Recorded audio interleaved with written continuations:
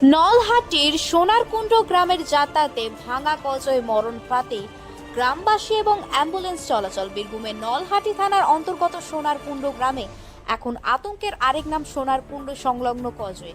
ভাঙাচোরা এই কজয়টি এখন রূপ নিয়েছে এক ভয়ঙ্কর মরণ ফাঁদে। প্রতিদিন এই বিপজ্জনক কজয়ের উপর দিয়েই পারাপার করছেন অ্যাম্বুলেন্স, টোটো, বাইক এবং অন্যান্য যানবাহন, যেন জীবনের ঝুঁকি নিয়েই চলছে চলাচল। এই কজয়ের ওপর দিয়ে যেতে হলে গ্রামের মানুষকে ভেতর দিয়ে ঘুরে যেতে হয়, কারণ সেটি এখন একমাত্র সংযোগ পথ।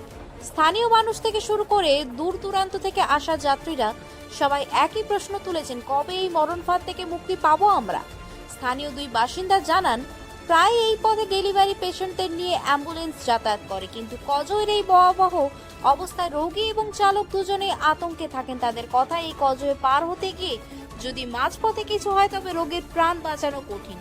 অভিযোগ, বহুবার প্রশাসন এবং জনপ্রতিনিধিদের জানানো সত্ত্বেও এখনো পর্যন্ত কজয়ের মেরামতি শুরু হয়নি। প্রতি বছরই আশ্বাস মিলছে, কিন্তু কাজের দেখা মেলে না। প্রায় 100 ফুটের বেশি লম্বা এই কজয়টি এখন পুরোপুরিভাবে বিপজ্জনক।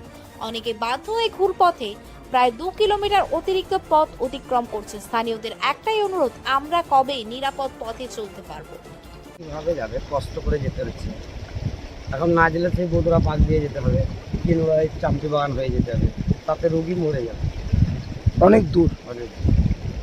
এইটা যদি কিছু করে সংস্কার চলে ভালো। তাও কতদিন থেকে এই ব্রিজ আছে? অনেক দিন থেকে এইভাবেই আছে, এখনো পর্যন্ত কোনো সুরাহা মেলেনি। কি চাইছেন আপনারা? এখানে হোক নতুন করে। তাও প্রায় কতজন যাতায়াত করে এই দিয়ে? ও কতজন বলবো, লাখ লাখ লোক যায় রাস্তা। এটা একটা মেন এখন তো ভয়ঙ্কর রূপ নিয়েছে, জল নদী ভরে গেলে তখন ওইদিকে পাক দিয়ে যেতে হয়, খুবই কষ্ট। বহুত কষ্ট। আপনার নাম? তাপস লেগে আপনার বাড়ি? সোনারকুণ্ড।